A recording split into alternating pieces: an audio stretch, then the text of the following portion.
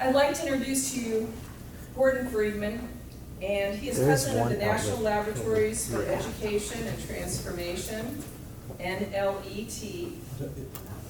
It actually doesn't matter. Gordon is in California. NLET is a California-based research and development nonprofit committed to transforming in K through 12 and workforce development. Freedman is also managing director of Knowledge Base LLC, a consulting firm established to provide services to institutions, publishers, educational technology startups. Freedman formerly served as Vice President of Global Education Strategy, Blackboard, Inc. During his tenure, Freedman traveled to 19 countries examining learning models and policy strategies, launched the Blackboard Institute, and provided thought leadership for the company globally. He was part of the startup of California State University, Monterey Bay, the .com portal Hungry Minds, and Prometheus Learning Management System at George Washington University. We also have the President Emeritus from George Washington here today, who you all hear from. And recently, the Precision Institute of National University. Freedman's early career was in government, media, and film, and it was quite extensive in that too, I might say. Very successful career. I'd like to welcome Gordon Freedman. Thank you. Hello. So hands, how many people are higher ed folks? Okay. All right, and that's pretty much our room, I guess, right? Yeah. This guy I know. So, like many of us, I've been at this since, probably 95, 96, when my 31-year-old now started kindergarten in Los Angeles, in a pretty nice place in LA. And I was thinking, gosh, I can't wait to see what kindergarten is like and how it's changed from when I was, in northern Michigan in kindergarten. And I walked him in there, and this is a kid who had, your first kid, so they already do everything. And I just was completely baffled that nothing much had changed. And it was really shocking to me. So my interest in education, after having been in government and media, began with my child. And then that was one of the first charter districts in the nation where it was declining population in a rich area in LA. And we opened it up to 100 zip codes within LA. This is the Pacific Palisades. And we had 8 schools, 1 high school, mix of middle and elementary. And people were driving paper back and forth between those all day long. So we found a little nonprofit that was doing a BBN network, if everybody remembers what those were, in environmental ed. And we gave them the metal shop for $1 a year. And they put their early Macs in between lathes and drill presses. There were still car body pieces in there. I never took that picture, and I'm really, really sad that I didn't, because it clearly was a transitional thing. In short order, we became the experts in education technology in LAUSD, and we went downtown all the time to explain to them what we were doing. Fast forward about 4 or 5 years, our principal, who ran that campus, became the deputy superintendent for curriculum and instruction of LAUSD, #2 position. Our ed tech, who was also a trombone instructor and a bio teacher, became the head of applications for the whole LAUSD. And then I went on the wrong path and ended up in the learning management space, first at George Washington University and then at Blackboard. And I'm not sure if Blackboard's a good word or a bad word in here. I got one of my old colleagues back there. Bad word. So anyway, I that's how I got going. And what interested me from the beginning, and I didn't put this in my slides, but in my media work and my government work, I had done large scale, I've been lucky enough to do large scale things. So I had been on Capitol Hill as a child, really, part of the Watergate committee staff and 2 other investigative committees. Then I became an investigative journalist, and I ended up in the film industry. And right before I started this career change, I had done the documentary and worked with Professor Stephen Hawking from Cambridge University. and we did a film documentary of his book, which won at the Sundance Film Festival. And in a way, in my film world, I couldn't get any higher because it was a combination of something that was real and meaningful. I didn't want to go back to film, and I also realized that that was trapped. That was a movie. It was maybe on a disc, but people would forget about it. And there was no way to motivate people, and the internet was just starting. So I got really interested in maybe this would be something I could do, you know, in the education world. And as my kids started to grow, we ended up with 3 boys, and they all got involved in one level or another in technology. We all got involved in the restraining of them in using that technology, which was futile. But I learned from an early age and watched that age group, oldest is 31, youngest is 22, as they started embracing what they were doing. And I realized back in the 90s that there was going to be this schism. So anyway, when I got to Blackboard, I ended up being our global education strategist. Now that is just a big name for somebody who didn't have a degree, an advanced degree. And I thought, boy, I'm going to use this experience and find out what's going on. I bet somewhere in the world there is an institute that's looking at how the information age and higher ed and K-12 are going to merge in some way. Okay, and I didn't know anything at this point. And I was also a crusader. I thought, you know, I'd been on the Capitol Hill and I'd been in the network news, and I'm just going to go in and change education. I'll just find out who's doing what, and we'll just work on it. I found out that that really wasn't, you know, humanly possible. But when I got to Blackboard, they were just expanding their global reach, and I got to go out and be an ambassador. And so I thought, well, I'm not just going to go be the product ambassador. I'm going to be the ambassador for change. And I think one of the things I would say for anybody in a leadership position at any level is that's what we should be. And I thought you know, it was a big, fast-moving company, and somehow a couple of us survived the whole time without getting fired. And I was at a conference in delivering this paper, Unlocking the Global Education Imperative, in Manchester, England.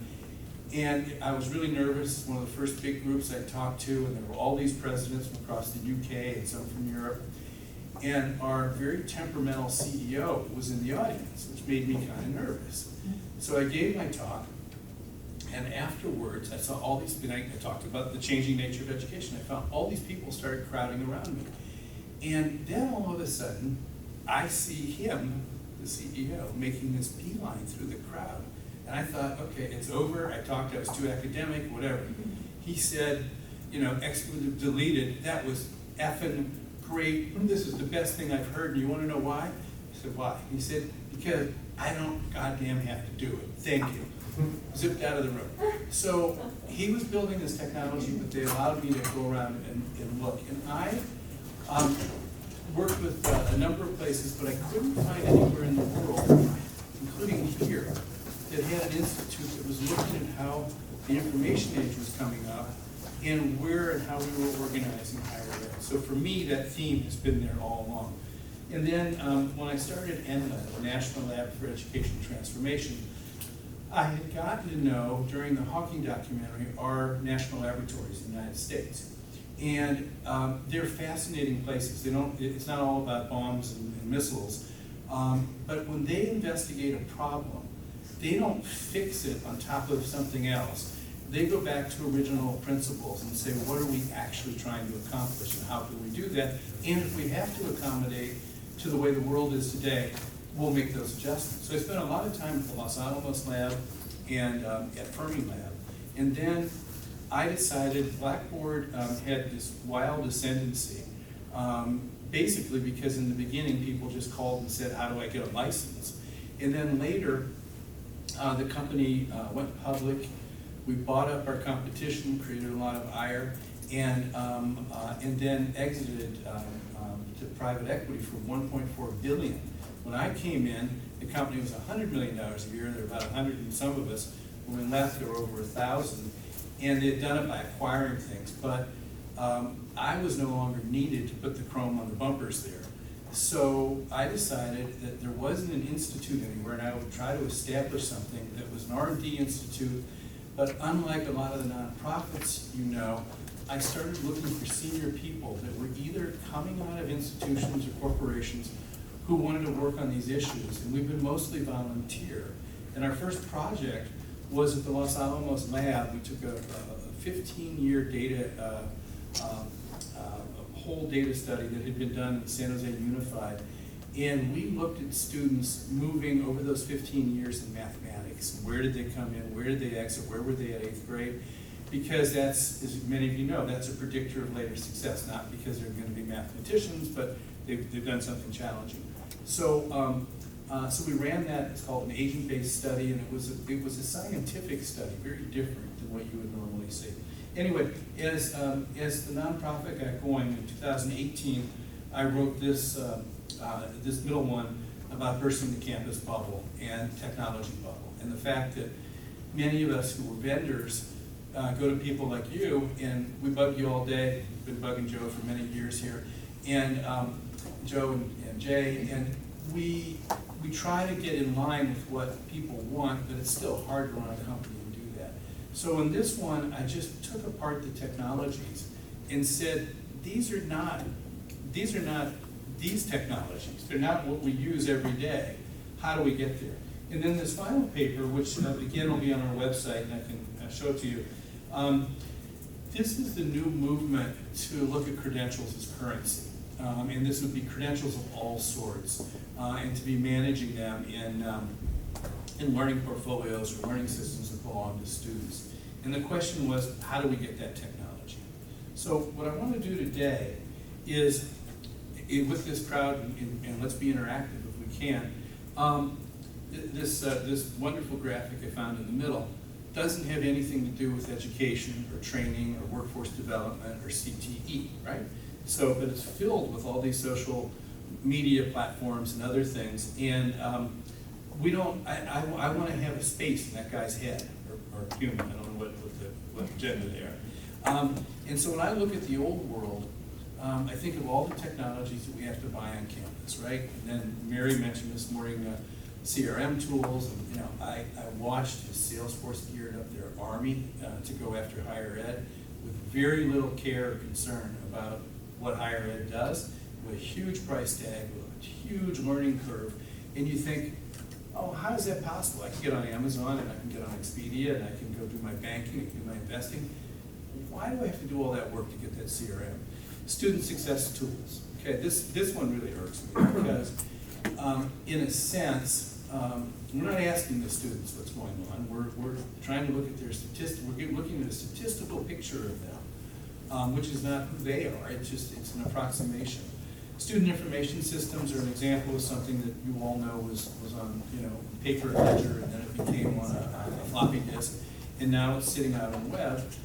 But it's not fundamentally different in the student information system. If you look at the new world, it would be an identity management system where it would be something that student would have. It would help them. They would interact with not only their institution but other forms. So all through this talk today, I'm just going to go through what are the conversion factors here. The learning management systems, they were a mistake from the beginning, and the ones that started basically because they were young people on campus that were doing web pages for faculty members. And then they started to cement into something that then had the calendar on it, and it was a place to go, and so forth. But the odd thing, and again, this is the blue and the red here, the LMS and SIS don't know each other. They exchange data all day long, but the LMS has no idea who that student is or who their record is. Well, in today's world, it's just BS, right? It's just, there are plenty of ways to secure that relationship, yet these companies are so entrenched, it's hard for a newcomer to come in and say, here's a, Amazon-like stuff. Labor data tools, for those of you who look at LMI and labor issues, those are scraping job listings, mostly. And they're doing sophisticated things with them, but it's not really the best analysis of what's going on in the labor market, because by the time somebody pumps out a job posting, it's 6 months or more, 8 months more that they thought about getting that position out and up. And it contains very little information about what the job is, what the actual skills are. what the culture is, what I'll have to do if I work there. So again, there's just not a lot of information. And then in terms of counselors and placement, some of the things Mary called on today, it would be nice if these things were more in a comprehensive system. And then more importantly, today, our learners are social. They don't do anything unless somebody else has said, I'm doing it too. I mean, there are very few people that are going to step right out. So what I'm looking at is the old world that's contained on a campus, and much more in that customer-centric, learner-centric way. And everybody that says, I want to have a learner-centered campus, they really don't mean it. I mean, they mean that they intend to mean it. Or because if they were, they'd look more like a social media app and some kind of exchange that was going on, and it would be personalized, very clear. We are also in a terrible spot. I mean, we're in a historically terrible spot in that we've never had so many open jobs in relationship to the unemployment rate, and we've never had so little movement of people towards those jobs. So whether it's COVID or whether people just got used to being at home, we're not motivating people into work at a large scale, and it's, I would say it's at crisis proportions, and it's not being reported on at that level because it's a complex thing to talk about. But essentially, it's a case. And then again, Mary touched on this, the ROI for the learner.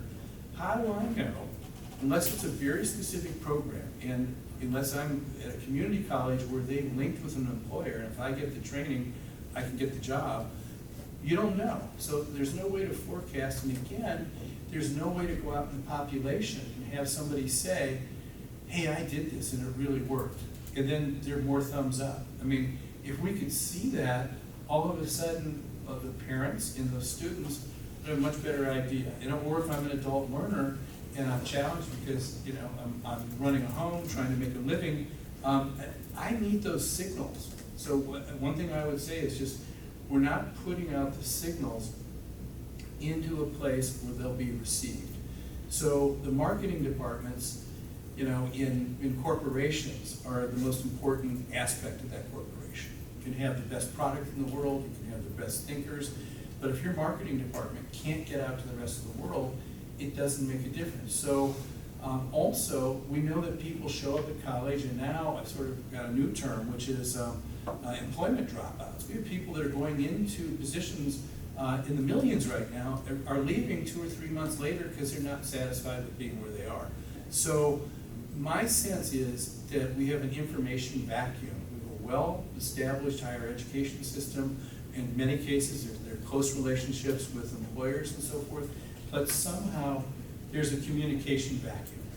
And I'd like to say that better business as usual will not solve this problem. So you can rate me on these. So stay in the comfort zone, balance all interests, include faculty, form a committee, warning vendors in the building, buy more tools. We all know this process, and it doesn't yield a result that will end up in somebody's discussion at a dinner table or somewhere else. It's a process, and it's hard to figure out exactly what will change this. I went back, I didn't bring it with me. Arthur Levine, I don't know if any of you know him, at Columbia University at Teachers College, and then at the Woodrow Wilson Center, unbelievably good thinker. He's got a new book out, and I'm reading through it, and boy, there's nothing new. 1820, all the same discussions. Higher ed's too much in the clouds, we don't have enough workforce development, they didn't call it that. You can see these repeated cycles. But now we're at a point, because of the internet and because of apps, we're in a different world. And the question is, what happens here? So the reality is, and most of you know this, the social isolation on campus is just a huge issue. And the social isolation even in online courses, if there's not some way to interact. What we found in the really early days of online learning, some of you I'm sure experienced this, that all of a sudden you had students who said, we want a graduation ceremony, even if it's virtual, right? We want some of those things. We want those social things. And you think of this array of social media, we're not gonna turn higher education into a social media app.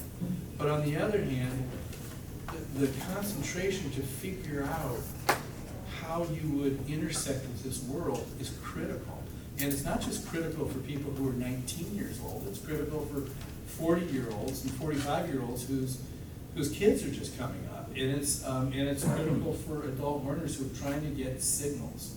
And I've begun to think a lot about signaling, which is not a term that's very much in vogue, but job signaling, education signaling, where will this lead me? How does a little piece of information get to me? We might be looking for micro communications in the future.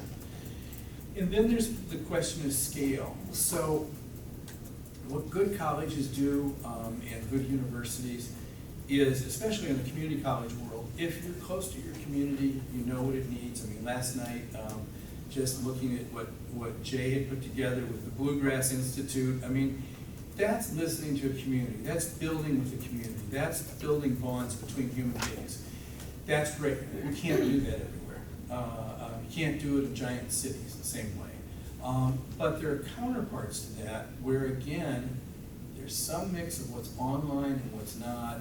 There's some mix of how am I going to get the word out. And I think, so when I think about scale, I think this is really important. Think about what I can do really well in my environment, geographically. Think what I can do really well in a subject matter. So for instance, we're working with a company that's in the room, Go Educate, and we have a first instance of the software operating in northern New Mexico College. So it's north of the Los Alamos lab and sort of northwest of Santa Fe. It's high desert and high poverty. The college was the first college in the state before statehood for teachers, but now they're a primary engine for people going into the Los Alamos lab. The labs across the country, if you have one near you, are at an all-time high for hiring. So that lab, which has 13,000 employees, needs 2,000 more people this year. And you can't get somebody to move to this area because either they don't want to live in the scrub of New Mexico or they can't afford to live in Santa Fe. So they got to grow. So then what we've done is we've gone to the Los Alamos lab and said, what do you need? And they start describing it. And in this particular software, that goes in. It's far more than a job posting. All of a sudden, there's information about that employer. There's information about what we do. How scary would it be to go to a national lab that's making nuclear weapons and you've been growing up, in the desert there? So then that can get signaled back into the community college that all of a sudden brands a pathway. And they can say at that lab, just like we've all heard, we want social skills, we want these skills, we need a certain amount of math and analytic skills. The college then is small enough there to adapt to that need. But one of the things the lab said, and then another lab in the state, Sandia, said, we need project managers. We cannot get enough project managers. So these guys at this tiny little college in northern New Mexico put together an online project management certificate.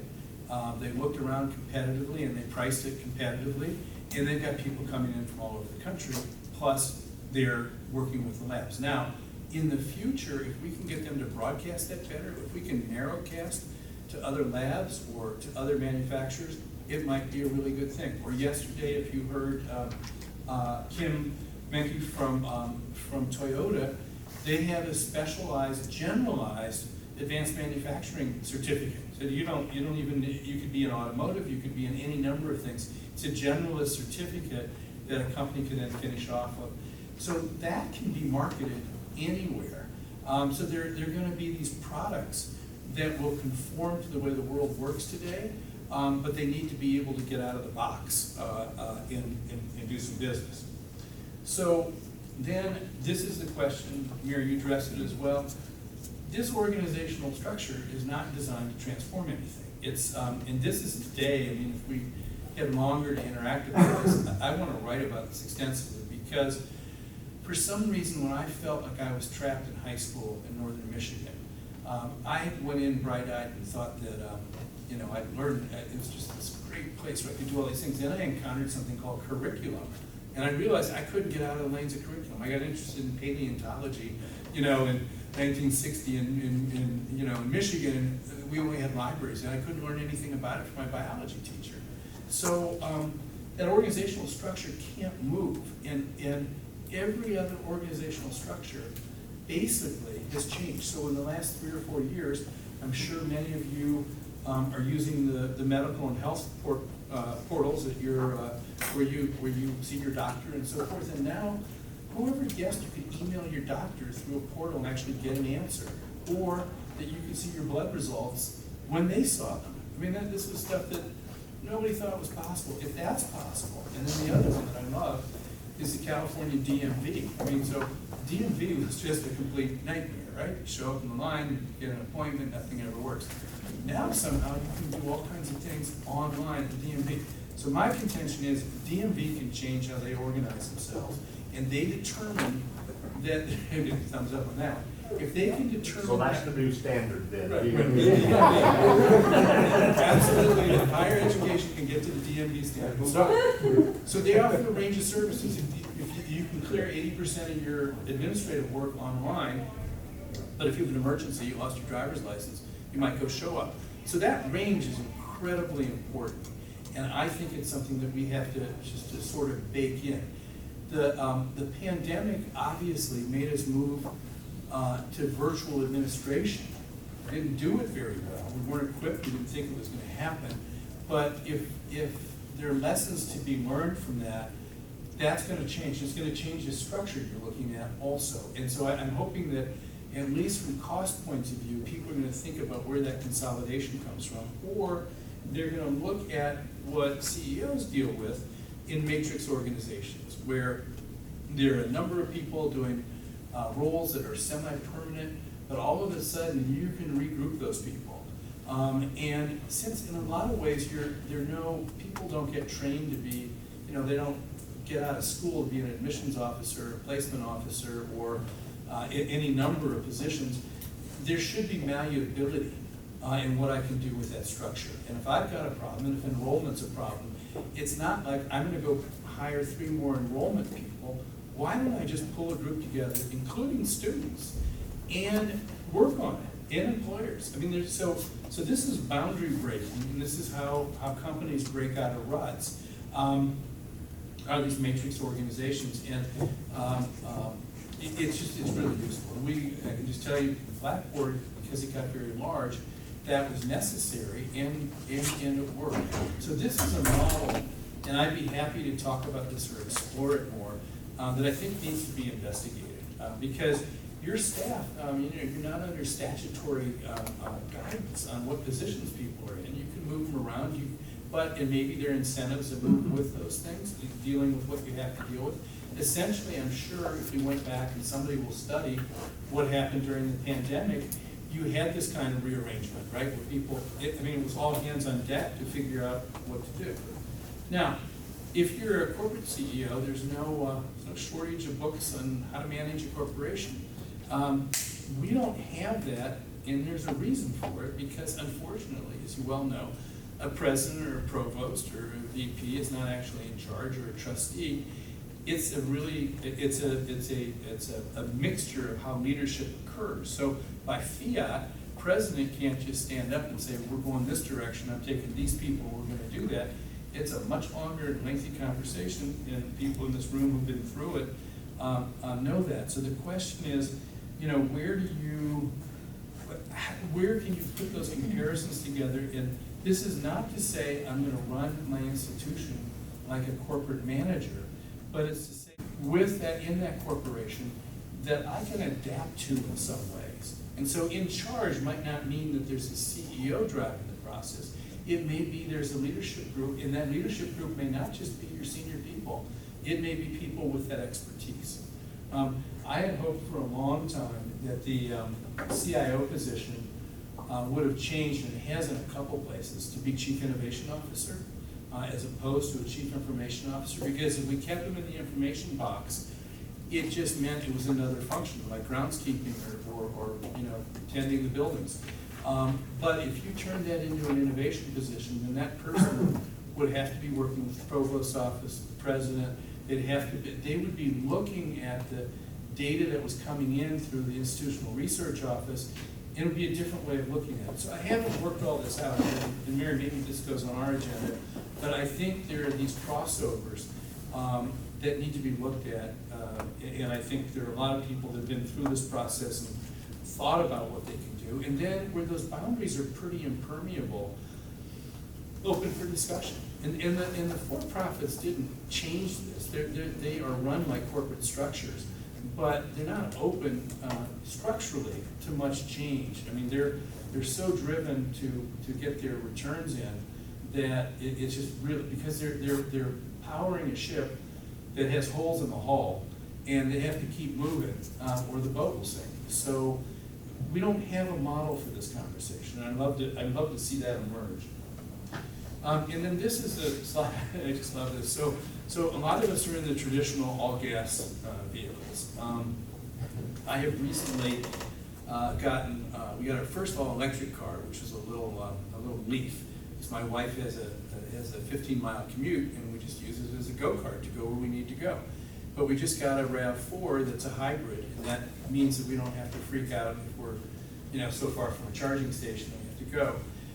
And then, I'm not a Tesla person yet, but the difference here is you can look at the mileage chart, but then there's something different about what's under the Tesla thing. So they're a transformational model. That is barely a car. That is like driving a mouse. It's an appendage to the largest supercomputer in the world. So when you're driving that car, you are multiple data points. You are all the other cars that are driving. And until somebody hijacks it and make them all drive into the ocean, it's a phenomenal system, but that's transformation. So this guy has created a shell that looks like a car, but if you want, I think they've run the experiments. You can get your biometrics delivered to your doctor's office on your heart rate, your O2, all kinds of other things in driving that car. So how do we adapt that model?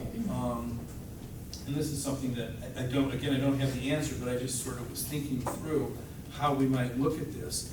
And one of the issues that we have to settle on most of the time is incremental change of some sort. And then we go back and do it. In transitional campus, you've got a range of programs, you're trying things, you're testing them, you're letting them go. In transformative campus, my guess is the boundaries are much more open, you're using pieces from here and there. And I once was talking to, a senior president at a community college who's one of the leaders in the nation. And he had told me that he was really excited because he had established this relationship with SAP, and Blackboard, and a couple other vendors, and they were really going to make the campus of the future. And I just took my chances, and I said to him, well, from my perspective, having been a vendor, you have about multiple targets on your back. I mean, go see so-and-so, he looks like he'll make relationships in biotechnology. And he said, and he got indignant, he said, what would you do? And I said, I would establish a relationship with every student that came my way, whether we're providing 10% of their education or 90% of it. I build that relationship and work together. And he said, well, I'm not sure how we could do that very efficiently. And I said, well, I don't know, but at some point you're going to have to. So, you'll get these slides. These slides will be available, right? And again, I'm looking for people that want to work on this and think about how we break through in doing these things. I have two kinds of work in my life. One is what I do with the nonprofit, but I also advise companies and institutions. And I recently, the Dean of Education at Johns Hopkins, and before that at Ohio State, David Andrews, took an unusual job in an institution in San Diego called National University, which is a private nonprofit that was established to help Vietnam vets and people in service with 1 month long courses that you could stack up. And they were online and in person because of the military requirement for being in person. But they did really well, and they offered him, David, a position, and he said, look, I would be interested in doing this if you let me put an institute together.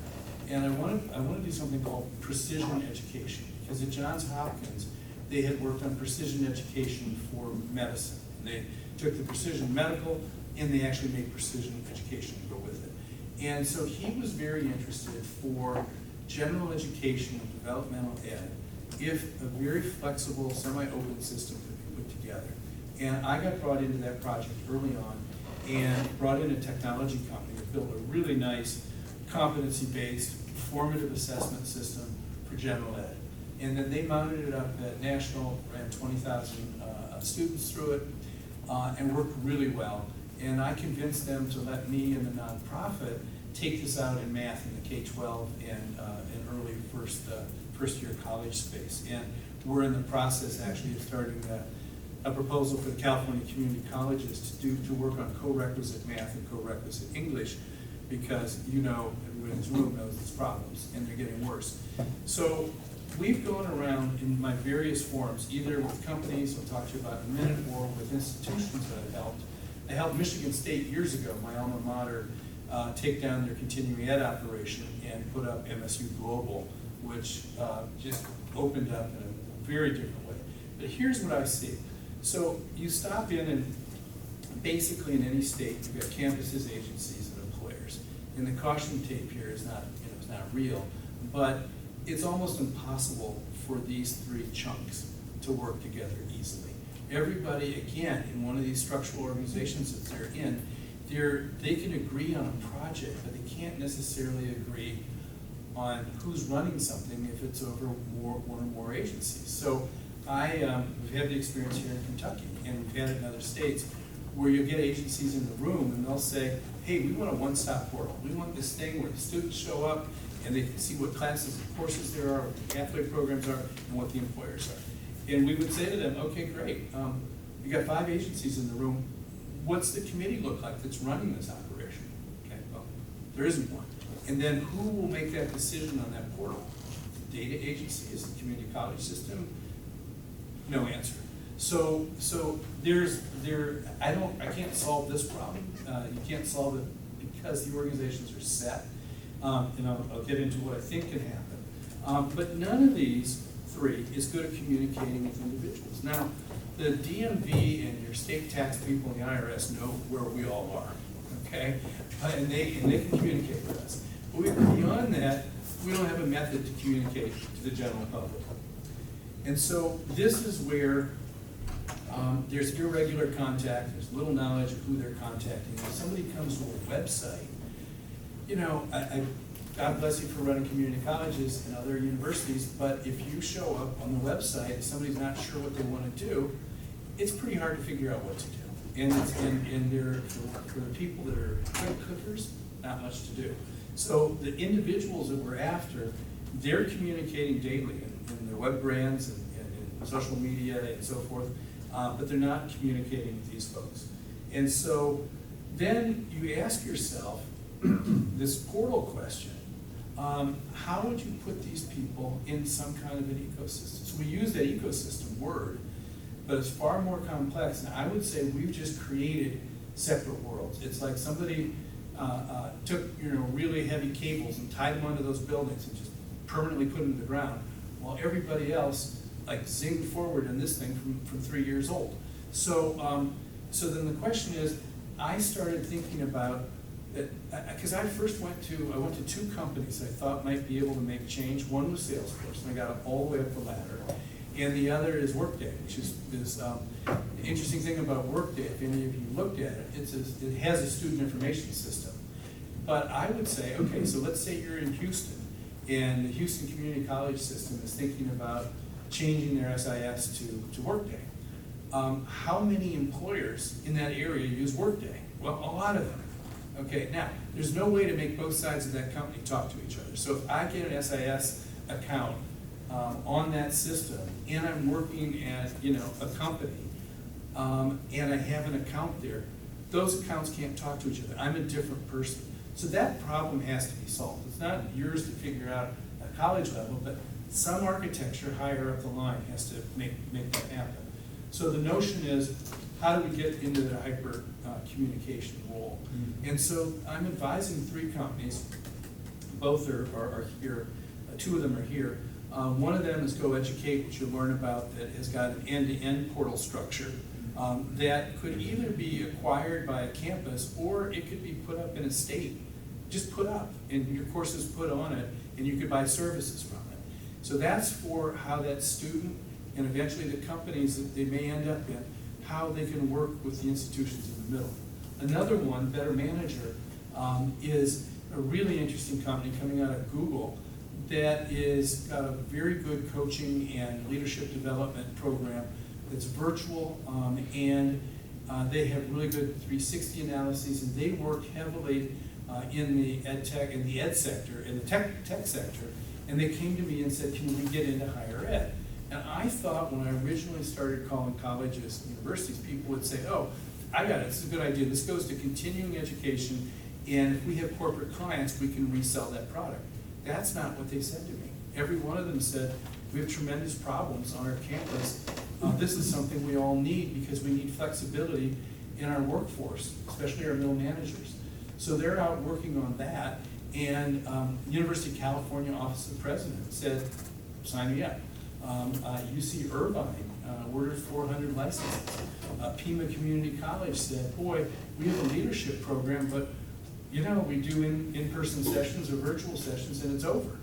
So anyway, the places that have worked on this found it quite useful. So I'm looking for this next iteration that are portal companies that are, they will only succeed if you succeed, but hopefully they can connect the dots in a much deeper way. So, so the question is, how do we get these portals across the chasm?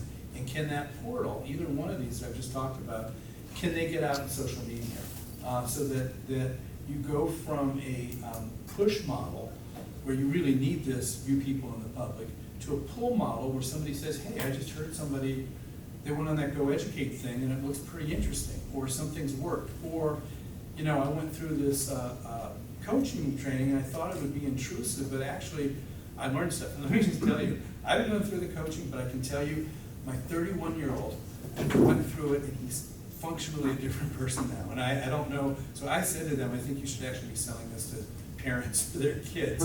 But the self-awareness, the confidence, the role you play in between, whether you're reporting up or down or sideways, is important. So then to wrap this up, this is Go Educate.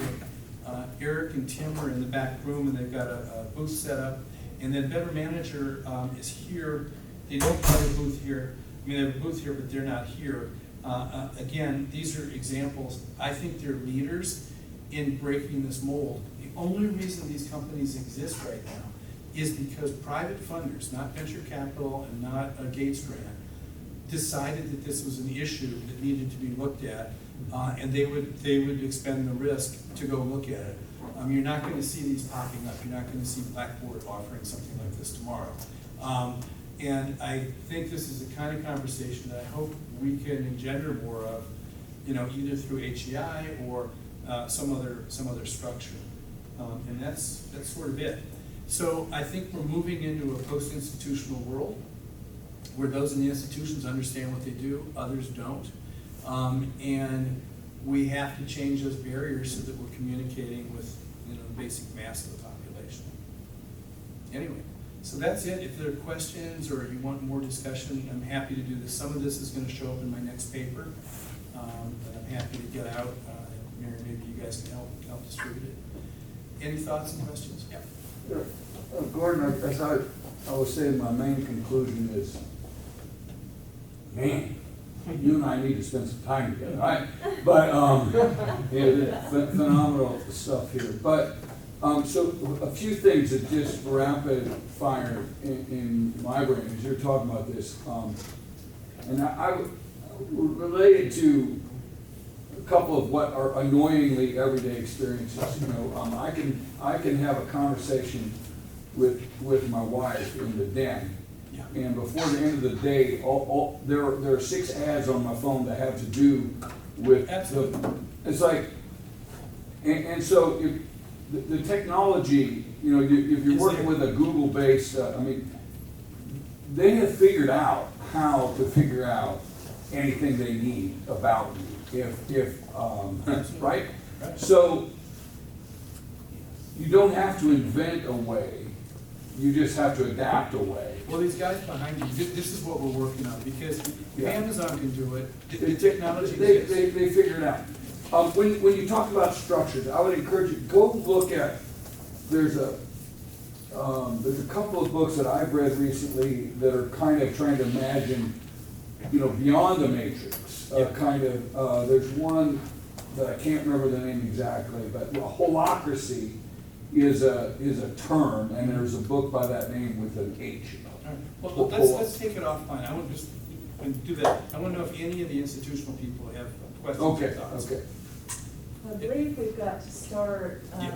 But let me just ask, did any of this resonate in terms of what I've talked about? Because I'm just trying to get a sense. I want to make sure I'm not out in the stratosphere, so. Okay, thanks. Thank you very much.